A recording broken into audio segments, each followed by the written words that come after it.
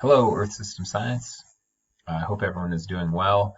I am here to deliver your weekly agenda for the week of April 13th. Up to this point, we have been learning about the atmosphere. And before spring break, in fact, we were learning about weather. We then furthered our knowledge by learning the difference between weather and climate, right? Kind of short-term, day-to-day weather, long-term trends with climate. And that is taking us into a broader understanding, hopefully, of climate change.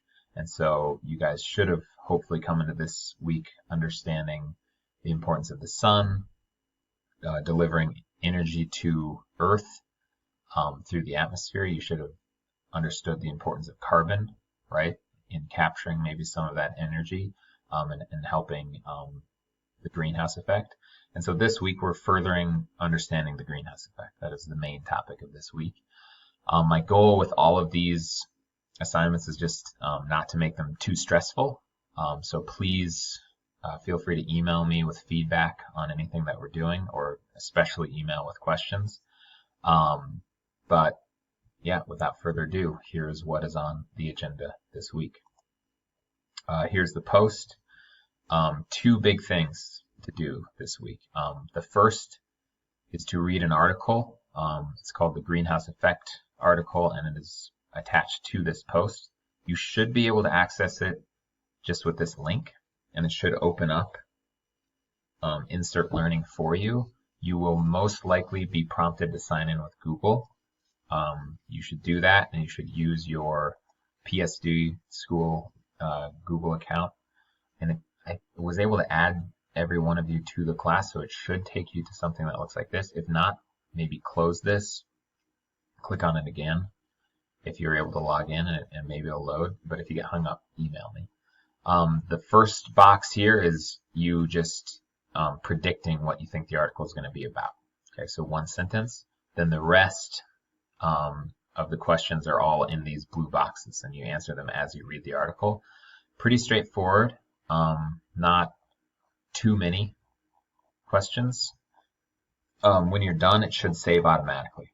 So read through, obviously try and understand what you're reading, and then that's step one. Okay, so you'll finish that article, and then you're going to move on to drawing and creating your own comic strip that describes how the greenhouse effect works. And that information is found on the greenhouse effect comic strip document that's shown here. So take some time to read the instructions.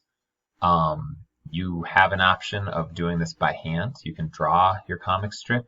If you do it by hand, I would definitely recommend having your siblings or your maybe family who is also trapped in quarantine with you maybe help to draw or color some of the comic.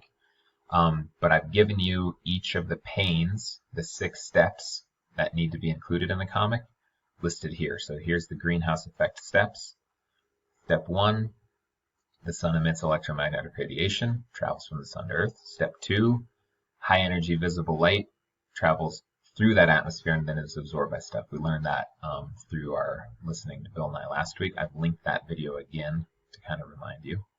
Step 3 is then that stuff, cars, people, mountains, re-emit that energy as heat, infrared radiation.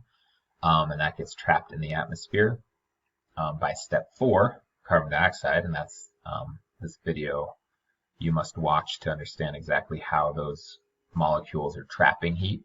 It turns out, in short, that carbon dioxide and methane and other greenhouse gases can vibrate and actually hold on to energy and capture heat. And so that is step 4.